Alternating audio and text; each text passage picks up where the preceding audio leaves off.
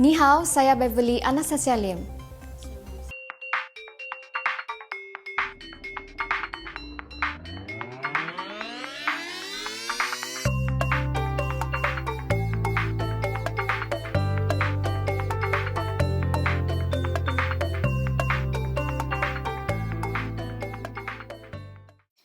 Cadangan penubuhan Jawatan Kuasa Pembangunan dan Keselamatan Kampung Persekutuan JPKKP adalah satu bentuk ketuanan Malaya ke atas Sabah. Cadangan itu tidak membantu penyatuan negara bangsa. Menteri Pembangunan Luar Bandar Datuk Iwan Benedik berkata Badan Pentadbiran Kampung adalah urusan kerajaan Sabah selama ini. Sebarang cadangan mewujudkan Badan Pentadbiran Persekutuan seperti JPKKP merupakan pencerobohan autonomi. Beliau akan membawa isu itu ke mesyuarat Jemaah Menteri Sabah minggu depan.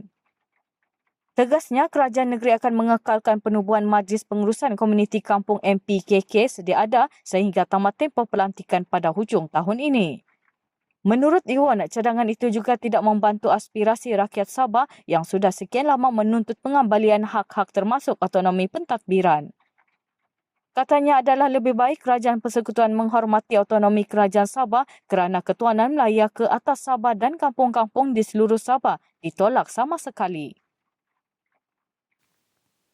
Bekas pemimpin Parti Pribumi Bersatu Malaysia Bersatu diketuai bekas Perdana Menteri Tun Dr. Mahathir Mohamad tetap menyokong Datuk Seri Panglima Haji Muhammad Syafiee bin Haji Abdal sebagai calon Perdana Menteri. Bekas pemimpin Parti Pribumi Bersatu Malaysia Bersatu diketuai bekas Perdana Menteri Tun Dr. Mahathir Mohamad hari ini menegaskan bahawa mereka akan tetap menyokong Presiden Parti Warisan Sabah Datuk Seri Panglima Haji Muhammad Syafiee bin Haji Abdal sebagai calon Perdana Menteri. Tun Dr. Mahathir dalam satu kenyataan media bersama 5 bekas pemimpin Bersatu hari ini turut memutuskan untuk berada di blok bebas sama ada di dalam ataupun di luar Parlimen. Tun Dr. Mahathir berkata pihaknya masih berpegang kepada cadangan Parti Amanah Negara dan DAP yang mencadangkan Datuk Seri Muhammad Syafiee sebagai calon Perdana Menteri. Manakala Presiden Parti Keadilan Rakyat Datuk Seri Anwar Ibrahim dan bekas Timbalan Presiden Bersatu Datuk Seri Mukriz Mahathir masing-masing sebagai Timbalan Perdana Menteri 1 dan 2.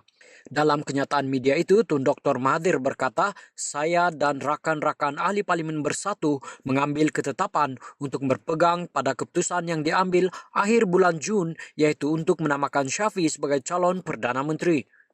Walaupun Majlis Presiden Pakatan Harapan menamakan Anwar Ibrahim sebagai calon Perdana Menteri, ia tidak melibatkan saya dan rakan-rakan dari Bersatu maupun Warisan. Kami juga membuat keputusan untuk kekal bersama Warisan sebagai blok bebas di dalam dan di luar Parlimen. Kami tidak bergabung dengan mana-mana gabungan, katanya. Kenyataan itu dipersetujui Mukriz yang juga ahli Parlimen Jelun bersama 4 ahli Parlimen lain iaitu Syed Saddiq Abdul Rahman Muar, Dr. Mazli Malik Simpang Renggam, Datuk Amiruddin Hamzah Kubang Pasu dan Datuk Dr. Syahrudin Mat Saleh Sri Gading. Terdahulu, PH mengumumkan bahawa gabungan itu kekal dengan pendirian asal berhubung calon Perdana Menterinya iaitu Anwar selepas berakhirnya mesyuarat Majlis Presiden PH yang turut membincangkan pencalonan Datuk Seri Muhammad Syafiee. Bagaimanapun, Tun Dr. Mahathir berpandangan bahawa pencalonan Datuk Seri Muhammad Syafiee sebagai Perdana Menteri adalah satu langkah positif yang perlu diambil demi meningkatkan hubungan Semenanjung Malaysia dengan Sabah dan Sarawak. Pada masa sama, Tun Dr. Mahathir berkata pihaknya menentang sebarang usaha menggantikan Speaker Dewan Rakyat dan akan meneruskan usul undi tidak percaya terhadap Perdana Menteri Tan Sri Muhyiddin Yassin. Pembinaan kilang pembuatan kaca di Sabah bakal direalisasikan tidak lama lagi. Ketua Menteri Datuk Seri Panglima Haji Muhammad Syafiee bin Haji Abdal berkata, syarikat pelabur dari Shenzhen, China itu sudah memperoleh tapak pembinaan kilang kaca di Taman Perindustrian Kota Kinabalu KKIP. Katanya pembinaan kilang itu akan membuka kira-kira 200 hingga 300 peluang pekerjaan kepada anak-anak tempatan. Ketika ini pelabur China itu memiliki industri pembuatan kaca di Melaka. Namun masalah ketika ini adalah harga silika. Saya dah jumpa daripada tahun lalu dan saya telah bincang saya ingat bukan Beijing, Shenzhen. Dan saya telah bertemu dengan pelabur itu yang mereka dah pun ada industri di Melaka. Cuma masalah dia tentang harga saja, harga selika. Dari segi gas, saya ada persepahaman dengan Petronas. Kerajaan negeri mendapat 9 juta skaf gas yang ada. Lepas itu kerajaan negeri dah allocate 50 juta skaf untuk industri gelas di peringkat negeri Sabah di bawah KKIP, dan kita juga ada permohonan daripada industri ini untuk membina jeti, dan kita akan bina jeti untuk membolehkan mereka dapat mengantar end produk ini ke China, ke tempat-tempat lain untuk dapat dijual, ya, diekspor. Lokasi tempat sudah ada, gas sudah dapat, tanah pun sudah ada, cuma dari segi harga silika, ya, yang itu tidak kita putuskan, ya, itu agak terbantu sedikit. If they get the right price and is jangan terlalu banyak sangat subsidi. Kita pun sebagai sebuah negeri kena ada income dia. I cannot be selling whole Sabah to all the investors. There must be an income for Sabahan to make sure that jobs opportunity, of course, it is in our mind. Kerana ini merupakan usaha sama, kita nakkan dia boleh melahirkan dalam lingkungan 200-300 peluang pekerjaan. Ketua Menteri berkata demikian dalam sidang media sempena lawatan kerja di Taman Perindustrian Kota Kinabalu KKIP pagi tadi. Dalam ucapannya, Ketua Menteri berkata Kerajaan Sabah akan melakukan penstrukturan semula dalam sistem penyampaian kerajaan bagi menyelaraskan pertindihan fungsi dan bidang kuasa sesebuah agensi. Sebagai contoh, ketika ini terdapat 3 kementerian dan agensi terlibat untuk menyelenggara dan memantau kerja-kerja pembersihan. Saya pun dalam sedikit masa akan struktur pentadbiran kerajaan negeri Sabah. Masalah dia sudah lama. It's an old system since British period. Yang jaga longkang, parit kadang-kadang Kementerian Pertanian. Di Bandar Kota Kinabalu, yang jaga longkang DBKK juga. Yang jaga longkang sampai 3 kementerian. Kementerian Kerja Raya, Kementerian Pertanian, Datuk Bandar Kota Kinabalu. Itu yang jadi masalah. We must streamline.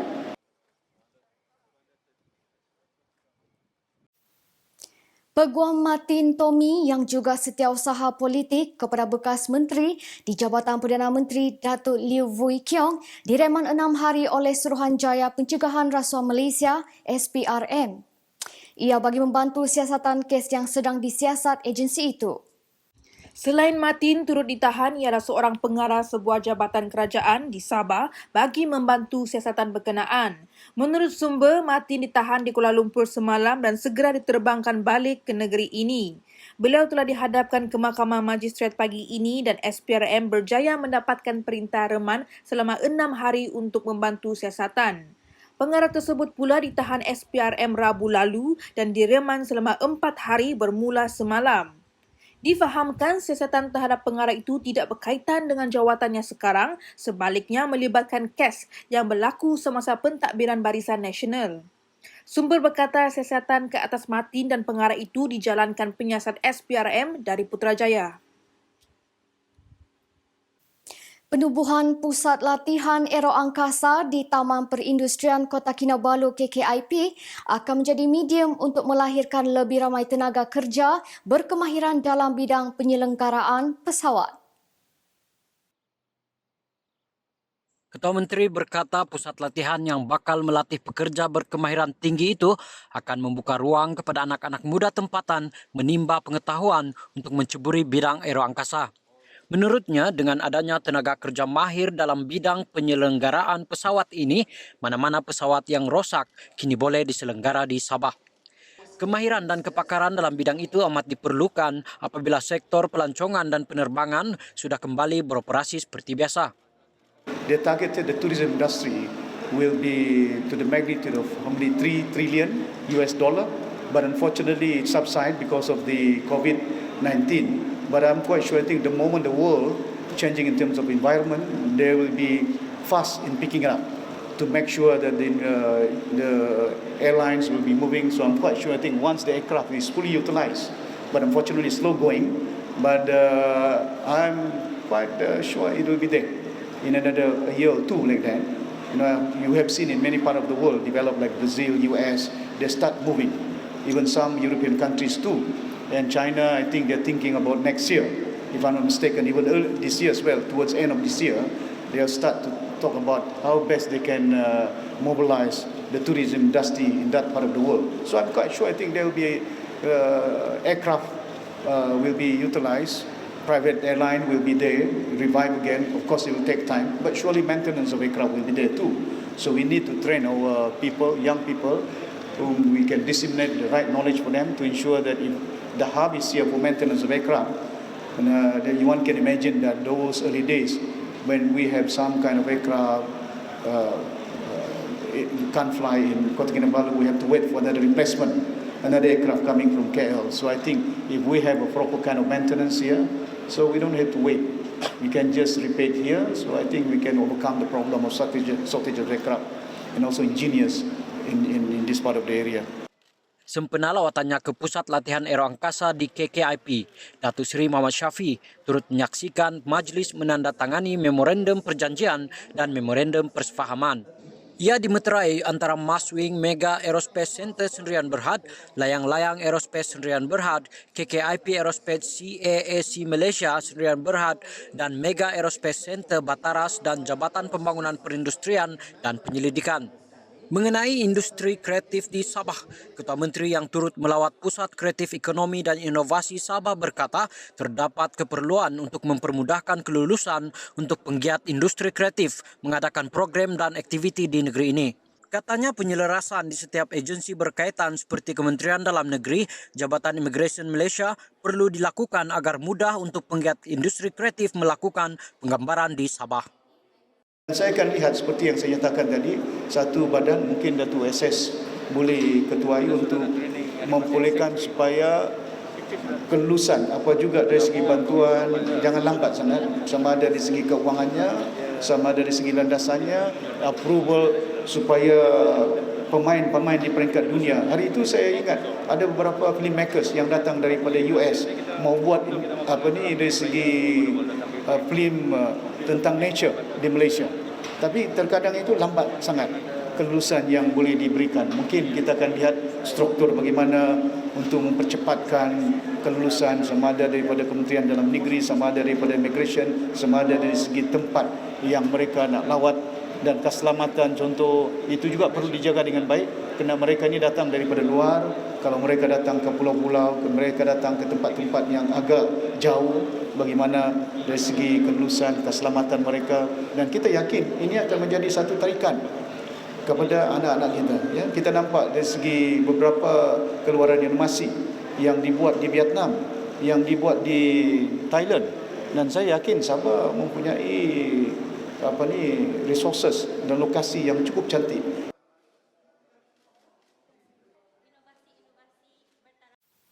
Pembukaan Pusat Latihan Aeroangkasa di KKIP bakal melonjakkan Sabah sebagai sebuah negeri berpendapatan tinggi melalui industri aeroangkasa. Timbalan Ketua Menteri yang juga Menteri Perdagangan dan Perindustrian, Datuk Seri Wilfred Madius Tangor berkata, graduan kategori A1 sebagai juruteknik penyelenggaraan pesawat dari pusat berkenaan akan diberikan 2 lesen untuk bekerja dalam industri aeroangkasa. Kelulusan itu termasuk daripada pihak berkuasa penerbangan awam Malaysia CAAM dan pengesahan antarabangsa di bawah Agensi Keselamatan Penerbangan Eropah ESA bahagian 147. Graduan akan dilengkapkan dengan kemahiran menyeluruh dalam bidang berkaitan avionik, enjin, badan dan kerja komposit, merangkumi pembelajaran teori dan latihan pekerjaan di hanggar termasuk milik organisasi penyelenggaraan dan pembaikan. I understand that this is going to be the first approved aircraft maintenance training center in Malaysia that is having dual approval. The first being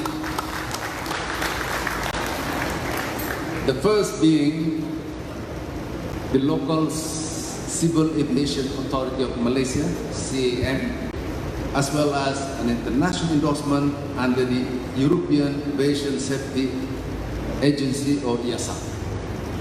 But 147 to conduct category A1 aircraft maintenance technician training. Majlis berucap sempena lawatan Ketua Menteri ke pusat latihan itu di KKIP pagi tadi. Madis berkata pelesenan ini penting kerana graduan bukan sahaja dapat bekerja di industri aerokasa tempatan, malah di peringkat antarabangsa. Katanya graduan juruteknik dari pusat latihan yang memiliki 2 pelesenan mampu memperoleh gaji bulanan sehingga RM5,000. Manakala bagi graduan aerokasa berpengalaman boleh menikmati gaji permulaan bulanan sebanyak $8,000 Amerika atau RM34,088 di Dubai. Sehubungan itu, KKIP Aerospace kini dalam proses mewujudkan hub latihan aerokasa yang menjalin kerjasama dengan Maswing, Layang-Layang Aerospace, Mega Aerospace Sdn Bhd dan CAAC Malaysia Sdn Bhd untuk latihan pekerjaan. Ketua Menteri mengucapkan selamat menyambut ulang tahun kelahiran ke-95 kepada Tun Dr. Mahathir Mohamad.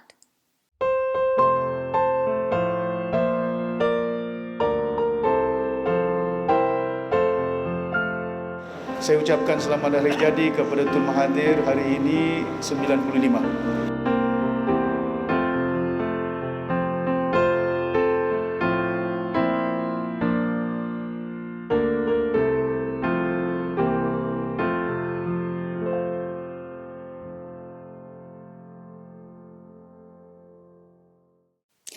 Kerajaan Sabah akan mengambil kembali ratusan ribu hektar tanah milik rakyat yang sebelum ini diberikan kepada tauke-tauke balak dan kroni kerajaan Barisan Nasional melalui kontrak perjanjian berat sebelah. Menteri Pembangunan Infrastruktur Datuk Peter Anthony berkata, tanah itu akan diserahkan kepada rakyat Sabah kerana dasar pentadbiran kerajaan pimpinan Parti Warisan Sabah ialah memastikan tanah yang telah diusahakan rakyat menjadi milik sendiri. Dalam keputusan kerajaan negeri yang baru, bahawa kesemua pemberian tanah-tanah dan kami percaya di peringkat kerajaan negeri bahawa berlaku lopsided ataupun perjanjian yang berpihak kepada seseorang. Maka kita telah meminta di peringkat kerajaan negeri menilai kembali perjanjian tersebut sekiranya berlaku kesilapan ataupun kelemahan di dalam perjanjian-perjanjian yang sebelum ini, maka sudah tentu kita akan ambil balik tanah ini, akan diambil balik oleh kerajaan negeri semua tanah ini, dan kiranya perlu kita akan serahkan mana-mana permohonan-permohonan yang ada termasuk di dalam tanah ini akan diserahkan kembali kepada masyarakat, terutama masyarakat luar bandar lah, untuk mengusahakan tanah-tanah. Banyak nih. Bayangkan seperti mana ratusan ribu ekar yang tengah kita kenal pasti. Konsesi-konsesi yang telah diberikan kepada daripada kerajaan-kerajaan lama, ya, hutan simpan yang telah dikeluarkan sebelum ini oleh kerajaan-kerajaan lama ini tengah dikaji.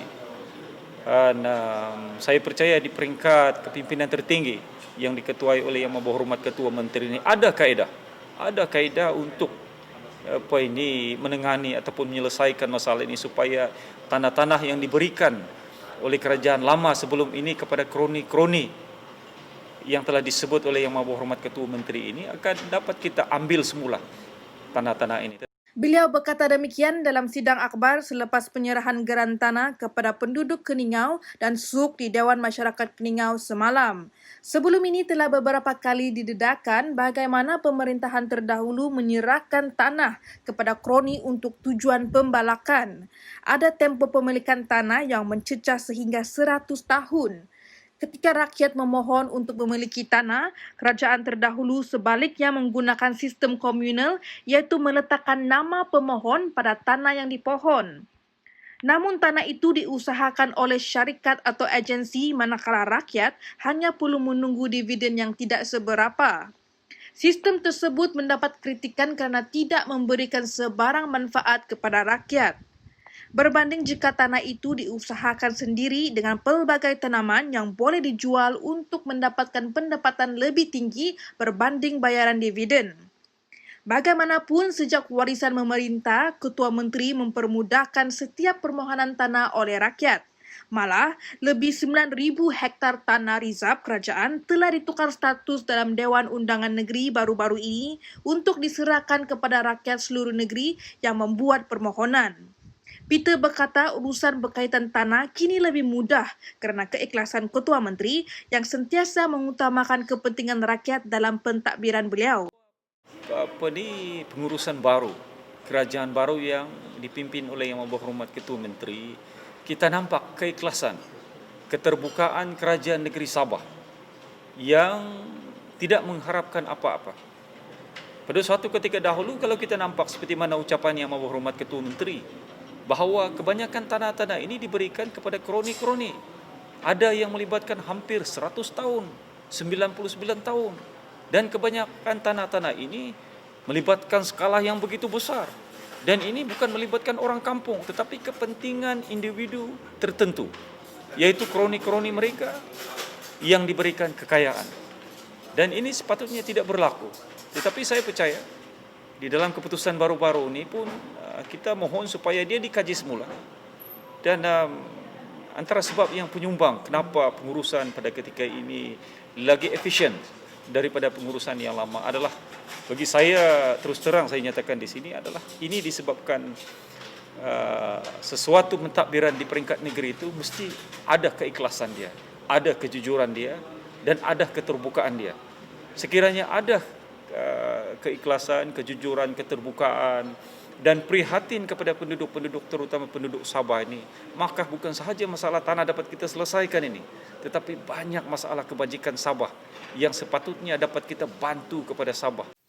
Kes kolera di Sabah meningkat kepada 35 kes.